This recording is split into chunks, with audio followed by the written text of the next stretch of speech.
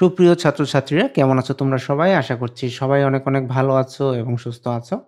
আজকে আমরা দেখো এনভায়রনমেন্ট অ্যান্ড নেচার নামে তোমাদের যে ইউনিটটা রয়েছে সেখানে limits of the scientific method এর একটি লেসন আছে। সেই লেসনটা আমরা লাইন টু লাইন বুঝে, বুঝে পড়ার চেষ্টা করব। আমি আশা করব ভিডিওটা না টেনে শুরু থেকে শেষ পর্যন্ত তোমরা আমার সাথেই থাকবে। কারণ তোমরা যদি মনোযোগ দিয়ে এই ভিডিওটা দেখো তাহলে আমার মনে হয় এই প্যাসেজটা অদূর ভবিষ্যতে তোমাদের আর পড়তে হবে না। কারণ হচ্ছে এই প্যাসেজটা তোমরা এখনই বুঝতে পারবে। তো এই প্যাসেজে কিন্তু আমি প্রত্যেকটা লাইনের পাশে বাংলা লিখে দিয়েছি। শুধু এই প্যাসেজেই নয়, আমার প্রত্যেকটা ক্লাসেই এইভাবে তোমাদেরকে আমি বোঝানোর চেষ্টা করে থাকি।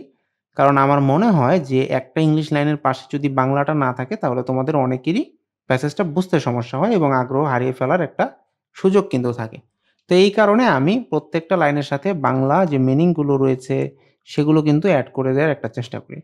তো দেখো, এখানে সবার শুরুতে কি বলেছে? বলেছে বিফোর রিসার্চার্স বিকাম রিসার্চার্স, অর্থাৎ যারা গবেষক রয়েছে তাদের গবেষক হওয়ার আগে, হ্যাঁ, দে শুড বিকাম ফিলোসফার, অর্থাৎ তাদের কি হওয়া উচিত? ফিলোসফার বা দার্শনিক হওয়া উচিত। তারপরের লাইনে দেখো কি বলেছে? They should consider what the human goal is, অর্থাৎ তাদের এইটা নিয়ে চিন্তা করা উচিত বা বিবেচনা করা উচিত যে মানুষের গোল বা লক্ষ্যটা আসলে কি, and what it is that humanity should create, এবং মানব জাতির আসলে কি সৃষ্টি করাটা উচিত, কারণ ক্রিয়েট মানে হচ্ছে সৃষ্টি করা। এরপরে লাইনে দেখো কি বলেছে যে doctors should first determine at the fundamental level what it is that human beings depend on for life. তার মানে দেখো, আমি যদি এইভাবে চিন্তা করি তাহলে এটার মিনিংটা কি হবে? যে যারা ডাক্তার রয়েছে তাদের প্রথমে মৌলিক স্তরে নির্ধারণ করা উচিত, হ্যাঁ, যে মানুষ ঠিক কিসের উপর নির্ভর করে আসলে বেঁচে থাকে।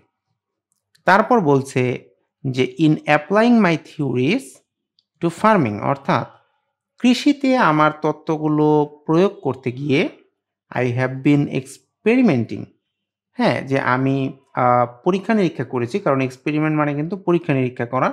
In growing my crops in various ways, দেখো ভ্যারিয়াস ওয়েস মানে কিন্তু বিভিন্ন পদ্ধতিতে।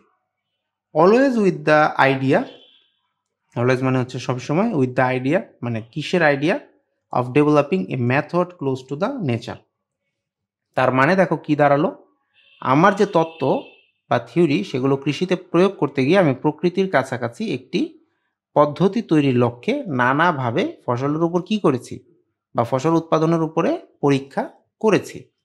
আচ্ছা, তো এরপরে যদি আমি দেখি এখানে কি বলছে যে আই হ্যাভ ডান দিস, অর্থাৎ আমি এটা করেছি by whittling away unnecessary agricultural practices. তো আমি এটা করেছি অপ্রয়োজনীয় কিছু কৃষি কার্যক্রম বাদ দিয়ে।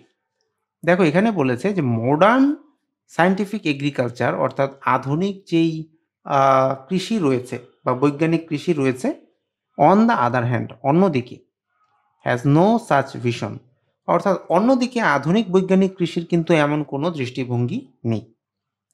এখানে বলেছে রিসার্চ ওয়েন্ডার্স অ্যাবাউট এইমলেসলি, তার মানে দেখো রিসার্চ বা গবেষণা ওয়েন্ডার বা ঘুরে বেড়াচ্ছে এইমলেসলি, উদ্দেশ্যহীনভাবে, ঠিক আছে।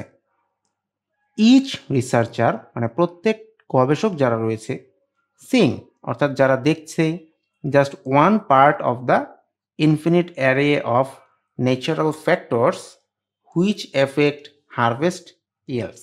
দেখো বাক্যটা একটু কঠিন হলেও এটার মিনিংটা কিন্তু খুবই সহজ। এই যে আমি তোমাদেরকে বললাম যে গবেষণা উদ্দেশ্যহীনভাবে ঘুরে বেড়ায় এবং প্রতিটি গবেষক ফসলের ফলনে প্রভাব ফেলা অসংখ্য প্রাকৃতিক উপাদানের মাত্র একটি ক্ষুদ্র অংশকে দেখে। আচ্ছা, আমি আশা করব তোমরা এটা বুঝতে পেরেছো। যদি না বুঝো সেক্ষেত্রে আমি আরও একটু ডিটেলসে বুঝিয়ে দিই যে গবেষণা মূলত উদ্দেশ্যহীনভাবে ঘুরে বেড়ায় এবং যারা গবেষণা করে তারা কিন্তু ফসলের ফলনে প্রভাব ফেলা অসংখ্য যে প্রাকৃতিক উপাদান রয়েছে এর মধ্যে একটি ক্ষুদ্র অংশকেই শুধু দেখে থাকে। ব্যাপারটা এরকম। আচ্ছা, এটা তোমরা আরও ক্লিয়ার হতে পারবে সামনের যে বাক্য সেগুলোতে। দেখো এখানে বলেছে ফার্দারমোর, ফার্দারমোর মানে কিন্তু তার উপরে দিজ ন্যাচারাল ফ্যাক্টরস মানে এই যে প্রাকৃতিক উপাদানগুলো, চেঞ্জ পরিবর্তিত হয়, ফ্রম প্লেস টু প্লেস মানে স্থান ভেদে পরিবর্তিত হয়, অ্যান্ড ফ্রম ইয়ার টু ইয়ার মানে বছর ভেদে এগুলো পরিবর্তিত কিন্তু হয়। এরপর কি বলেছে সেই লাইনটাতে আমরা এখন যাব। এই লাইনটা একটু লং, সো আমি আশা করব তোমরা মনোযোগ দিয়ে কিন্তু এই লাইনটা বোঝার একটা চেষ্টা করবে। ইভেন দো দেখো, it is the same quarter acre, the farmer must grow his crops অর্থাৎ কৃষকের উচিত তার শস্য আবাদ করা ডিফারেন্টলি ইচ ইয়ার প্রতি বছর আলাদা আলাদাভাবে, ইন অ্যাকর্ডেন্স উইথ মানে অনুসারে, ভ্যারিয়েশন ইন ওয়েদার মানে ওয়েদার বা আবহাওয়ার পরিবর্তনের সাথে সাথে, ইনসেক্ট পপুলেশন মানে কীটপতঙ্গের যে তারতম্য, the condition of the soil মানে মাটির যে অবস্থা, and many other natural factor. দেখো বাক্যটা খুবই সহজ। এখানে আমাদেরকে মেনলি যেটা বোঝানোর চেষ্টা করা হলো যে জমি সেম, কিন্তু কৃষককে আবহাওয়ার পরিবর্তন, কীটপতঙ্গের তারতম্য, মাটির অবস্থা এবং আরও বহু প্রাকৃতিক উপাদানের সঙ্গে খাপ খাইয়ে কিন্তু প্রতি বছর ভিন্নভাবে ফসলগুলো উৎপাদন করতে হয়। কারণ nature is everywhere in perpetual motion, কারণ প্রকৃতি সর্বত্রই কিন্তু পরিবর্তনশীল। Condition are never exactly the same, অর্থাৎ কন্ডিশন বা অবস্থা নেভার এক্স্যাক্টলি দ্য সেম অর্থাৎ কখনোই একই থাকে না, ইন এনি টু ইয়ার অর্থাৎ কোনো ২ বছরের পরিস্থিতি কখনোই কি একরকম থাকবে না। কারণ আবহাওয়া যেটা রয়েছে সেটা কিন্তু পরিবর্তিত হয়ে যায়। আচ্ছা, এরপরে যদি আমি আসি দেখো, এখানে বলেছে মডার্ন রিসার্চ বা আধুনিক যে গবেষণা divides nature into tiny pieces, অর্থাৎ আধুনিক গবেষণা প্রকৃতিকে ছোট ছোট অংশে ভাগ করে, অ্যান্ড কন্ডাক্ট টেস্ট এবং এমন পরীক্ষা চালায় দ্যাট বাজে কনফার্ম নাইদার উইথ ন্যাচারাল ল নর উইথ প্র্যাকটিক্যাল এক্সপিরিয়েন্স, মানে এই যে ছোট ছোট অংশে প্রকৃতিকে ভাগ করে এমন পরীক্ষা চালায় যা না প্রকৃতির নিয়মের সঙ্গে মেলে না বাস্তব অভিজ্ঞতার সঙ্গে মেলে। এরপরে কি বলছে, দ্য রেজাল্টস আর অ্যারেঞ্জড অর্থাৎ ফলাফলগুলো সাজানো হয় for the convenience of research, অর্থাৎ গবেষণার সুবিধার্থে এই ফলাফলগুলোকে সাজানো হয়, not according to the needs of the farmer. তাহলে দেখো খুবই দুঃখজনক ব্যাপার, ফলাফলগুলো কিভাবে সাজানো হয়, গবেষণার সুবিধার্থে সাজানো হয়, কৃষকের প্রয়োজন অনুযায়ী কিন্তু সাজানো হয় না। আর এরপর বলছে কি আমাদেরকে যে to think that this conclusions can be put to use with invariable success in the farmers field is a big mistake. দেখো এই যে সিদ্ধান্তগুলো রয়েছে এই সিদ্ধান্তগুলো কৃষকের মাঠে অপরিবর্তনীয় সাফল্যের সঙ্গে প্রয়োগ করা যাবে এমনটি ভাবা কিন্তু একটা বড় একটা মিস্টেক বা ভুল। ঠিক আছে? কারণ যেহেতু এখানে আসলে অনেকগুলো বিষয় কি কনসিডার করা হয়নি। তো এই ছিল মূলত এই পার্টের কথা। তো এরপরে কিন্তু বেশ কিছু ওয়ার্ড মিনিং রয়েছে। তারপর কি রয়েছে? সেগুলো কোনটা কোন পার্টস অফ স্পিচে পড়েছে, সেগুলো সিনোনিমগুলো কি, কি হতে পারে, অ্যান্টোনিমগুলো কি, কি হতে পারে, এগুলো কিন্তু সবই মোটামুটি আমি এখানে এড করে দিয়েছি। তো তোমাদের কাজ হবে অবশ্যই, যেহেতু এই লেসনটা তোমাদেরকে আমি পড়িয়ে বুঝিয়ে দিলাম, এখন অবশ্যই একটু বাসায় এগুলো স্টাডি করা এবং মডেল টেস্ট থেকে সেই মডেল টেস্টগুলো প্র্যাকটিস করে ফেলা। আচ্ছা, এখন আমরা যে কাজটা করব, এখন আমরা চলে আসবো হচ্ছে আমাদের পরবর্তী যে পার্টটা রয়েছে সেখানে আমরা চলে আসব। এখানে আমরা দেখতে পাচ্ছি কি বলেছে দেখো, রিসেন্টলি বা সম্প্রতি প্রফেসর সুনো অফ এহিম ইউনিভার্সিটি, ঠিক আছে, রোড অর্থাৎ তিনি কি লিখেছিলেন, এ লেন্দি বুক মানে একটি সুদীর্ঘ বই লিখেছেন on the relationship of plant metabolism two rice harvest. মানে দেখো সম্প্রতি এই এহেমি বিশ্ববিদ্যালয়ের অধ্যাপক সুনো উদ্ভিদের রাসায়নিক রূপান্তরের সাথে ধান কাটার সম্পর্ক বিষয়ক একটা সুদীর্ঘ বই কিন্তু লেখেন। ঠিক আছে? তো এরপরের লাইনে দেখো কি বলেছে, দিস প্রফেসর মানে এই অধ্যাপক অফেন বা প্রায়ই comes to my field digs down. তো এখানে দেখো যেটা বলা হলো যে এই প্রফেসর অফেন বা প্রায়ই কাম টু মানে আসে মাই ফিল্ড বা আমার মাঠে, ডিগস ডাউন এ ফিউ ফিট অর্থাৎ কয়েক ফিট গভীর গর্ত করে, টু চেক দ্য সয়েল। কেন সেই গর্তটা করে? যে মাটিটা পরীক্ষা করার জন্য। Brings students along to measure the angle of sunlight and shade and what not and takes plant specimen, দেখো স্পেসিমেন মানে কিন্তু নমুনা, এবং গাছের কিছু নমুনা নিয়ে যায় ব্যাক টু দ্য ল্যাব, মানে ল্যাবে পরীক্ষা করার জন্য, ফর অ্যানালাইসিস। তো আমি তো বললামই পরীক্ষা করার জন্য বা সেগুলোকে নিয়ে যাচাই বাছাই করার জন্য।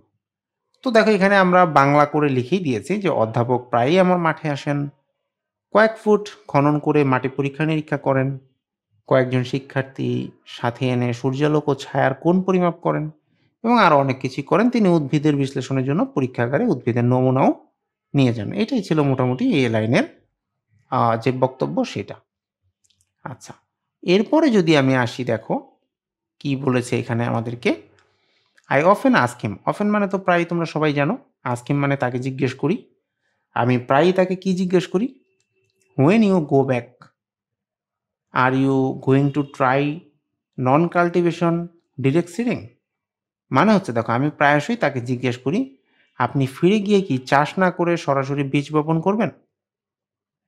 হি লাফিংলি অ্যান্সার্স, তিনি হাসতে হাসতে বলেন, নো, না, I will leave the applications to you.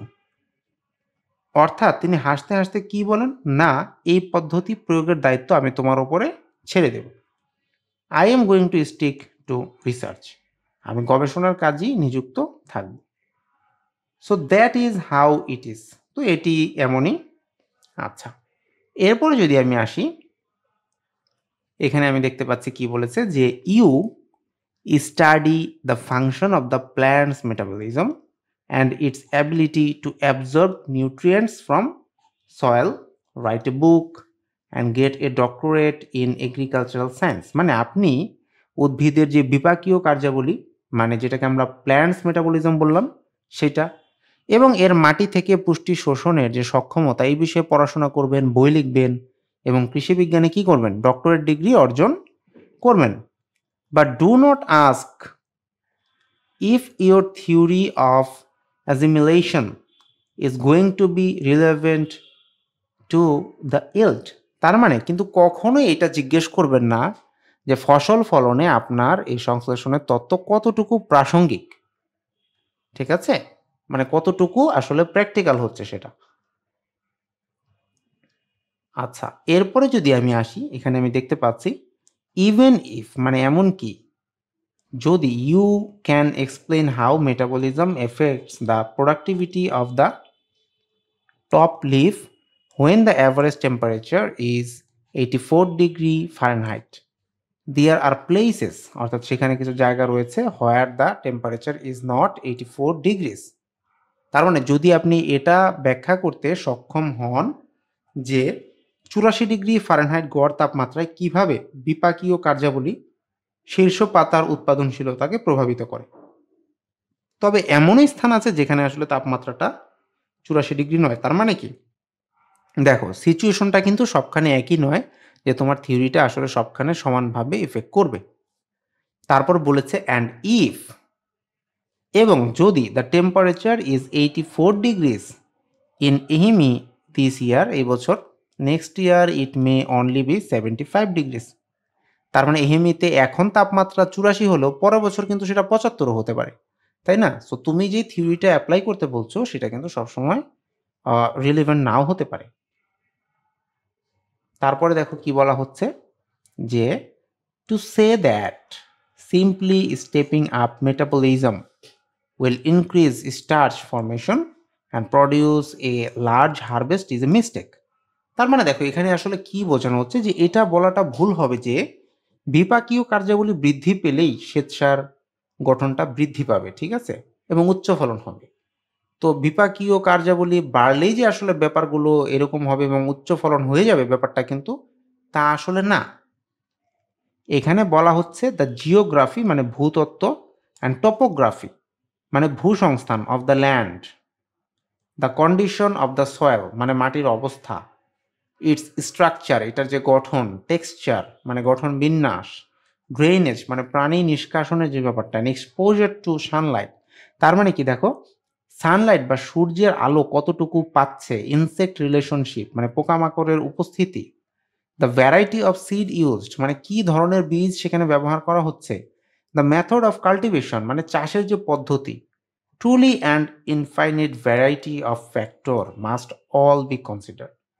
তার মানে দেখো এই যে কতগুলো বিষয় আছে এইগুলো প্রকৃতপক্ষে অসংখ্য বিষয় নিয়ে কিন্তু বিবেচনায় আনতে হবে, ঠিক আছে?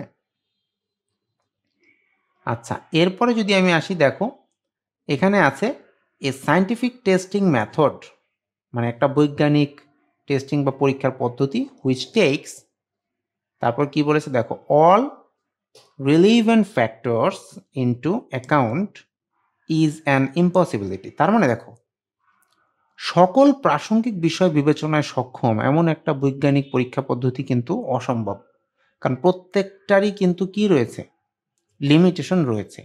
কারণ দেখো আমরা আমাদের এই চ্যাপ্টারটাতে আলোচনাই কিন্তু করছি মূলত কি, বিভিন্ন যে বৈজ্ঞানিক পদ্ধতিগুলো রয়েছে তাদের যে লিমিট বা সীমাবদ্ধতা রয়েছে তা নিয়ে।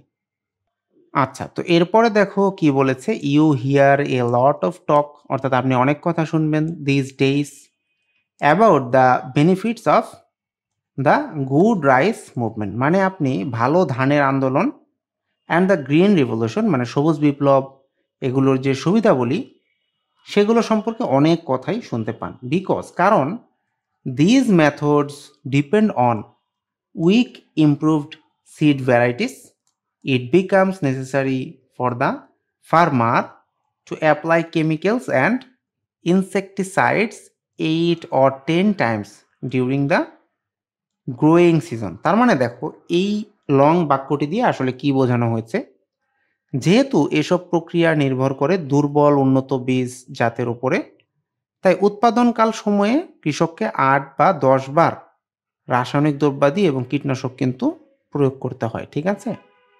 তো এইটাই হচ্ছে এই লাইনের মেইন বক্তব্য। এখন আমরা দেখি এরপরে কি বলেছে।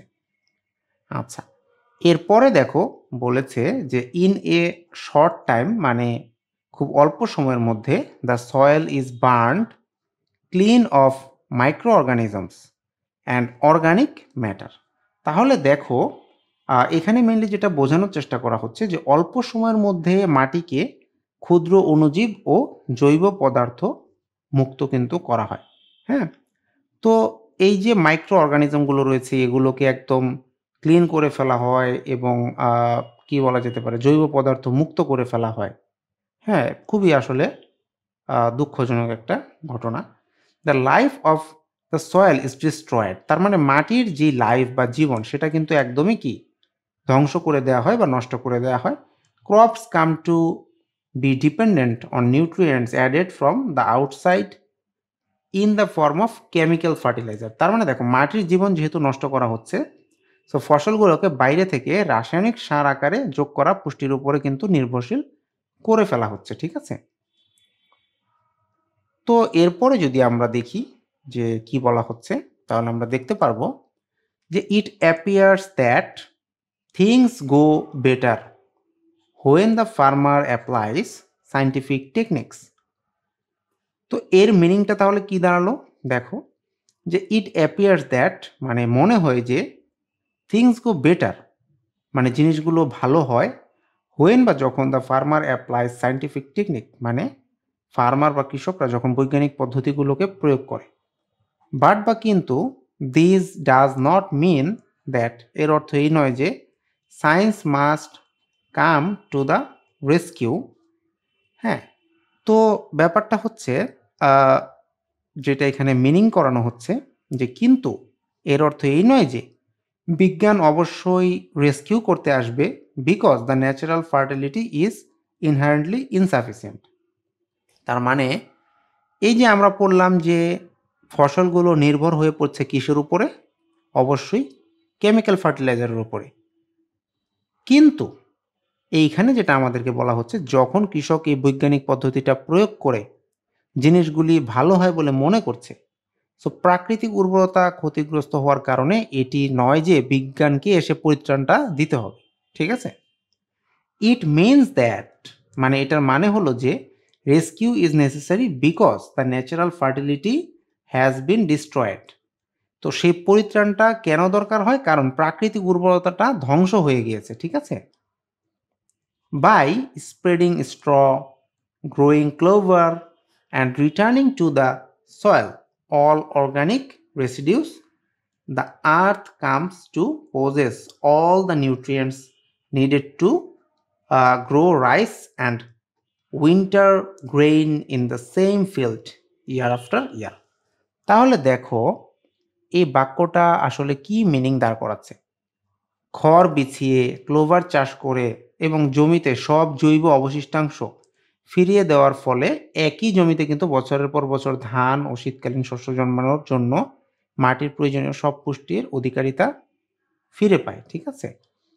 তো এরপরে যদি আমরা দেখি এখানে বলছে বাই ন্যাচারাল ফার্মিং, মানে এখানে ন্যাচারাল ফার্মিং বা কি বলা যেতে পারে যে প্রাকৃতিক যে চাষ পদ্ধতি বা কৃষি পদ্ধতি যেটাই বলি না কেন সেটার মাধ্যমে বা দ্বারা fields that have already been damaged, field বা যেই মাঠগুলো রয়েছে সেগুলো অলরেডি কি হয়েছে, যেগুলো ড্যামেজ হয়ে গিয়েছে বা ক্ষতিগ্রস্ত হয়ে গিয়েছে বাই কাল্টিভেশন মানে চাষের কারণে, অর বা অথবা the use of agricultural chemicals অথবা কৃষি রিলেটেড যে কেমিক্যাল বা রাসায়নিকগুলো রয়েছে সেগুলোর মাধ্যমে ক্যান বি ইফেক্টিভলি রিহ্যাবিলিটেটেড। দেখো রিহ্যাবিলিটেটেড মানে কিন্তু পুনরুজ্জীবিত, তার মানে চাষের ফলে অথবা কৃষি রসায়নের ব্যবহারের ফলে ক্ষতিগ্রস্ত হওয়া যে প্রাকৃতিক কৃষি পদ্ধতি কার্যকরভাবে কি করা যেতে পারে, পুনরুজ্জীবিত কিন্তু করা যেতে পারে। ঠিক আছে? তবে বেশ কিছু মেথড এখানে ফলো করতে হবে বা গুরুত্ব দিয়ে সেগুলোকে বিবেচনায় কিন্তু আনতে হবে। তো এই ছিল মোটামুটি এই পাঠটুকুর আলোচনা। এখানে বেশ কিছু ভোক্যাবস রয়েছে। এই ভোক্যাবসগুলো কিন্তু তোমাদেরকে অবশ্যই মনোযোগ দিয়ে একটু পড়ে নিতে হবে। কারণ এই ভোক্যাব এগুলোর পার্টস অফ স্পিচগুলো কি, তারপর কি রয়েছে যে এগুলোর বেশ কিছু সিনোনিম রয়েছে বা সমার্থক শব্দ রয়েছে, অ্যান্টোনিম বা বিপরীতার্থক কিছু শব্দ রয়েছে। এগুলো যদি তোমার খুব ভালোভাবে পড়া থাকে তাহলে আমি মনে করি অবশ্যই তুমি কিন্তু খুব স্ট্রং প্রিপারেশন যেটাকে বোঝায় সেটা নিতে পারবে এবং তোমার পরীক্ষার ফলাফলটাও ভালো হওয়ার সমূহ সম্ভাবনা কিন্তু থাকবে। কাজেই আমি তোমাদেরকে বলব যে তোমরা অবশ্যই ভোক্যাব, সিনোনিম, অ্যান্টোনিম এগুলো খুব মনোযোগ দিয়ে পড়ে ফেলো। আর হ্যাঁ, অবশ্যই একটা প্যাসেজ পড়ার পরে সেই প্যাসেজের উপরে তোমাদের যে মডেল টেস্টগুলো রয়েছে সেগুলো কিন্তু পড়তে ভুলা যাবে না। ঠিক আছে? কাজেই আমি সবাইকে বলব যে পড়াশোনায় হেলাফেলা না করে ইংরেজিতে একটু বিশেষ গুরুত্ব দাও। ইংলিশ ফার্স্ট পার্টের প্যাসেজগুলো খুব ভালোভাবে বোঝার চেষ্টা করো। তারপর ওয়ার্ড মিনিং পার্টটা খুব ভালোভাবে পড়ে ফেলো। তাহলে যে শুধু তুমি তোমার বোর্ডের পরীক্ষাতেই ভালো ফলাফল অর্জন করবে ব্যাপারটা তা নয়। তুমি অবশ্যই দেখবে যে তোমার জীবনে ইংরেজিতে ভালো করার যে ব্যাপারটা সেটাও কিন্তু অনেক গ্রোথ পাবে। কাজেই যদি তুমি আমার এই চ্যানেলটিতে নতুন হয়ে থাকো তাহলে এরকম আরও ভিডিও পেতে সাবস্ক্রাইব করে রাখো। আর যদি এই ভিডিওটা তোমার কাছে ভালো লেগে থাকে তাহলে অবশ্যই লাইক, কমেন্ট এবং শেয়ার করো। তাহলে কথা হচ্ছে নতুন কোনো ভিডিওতে, ততক্ষণ পর্যন্ত সবাই ভালো থাকো, সুস্থ থাকো। টাটা!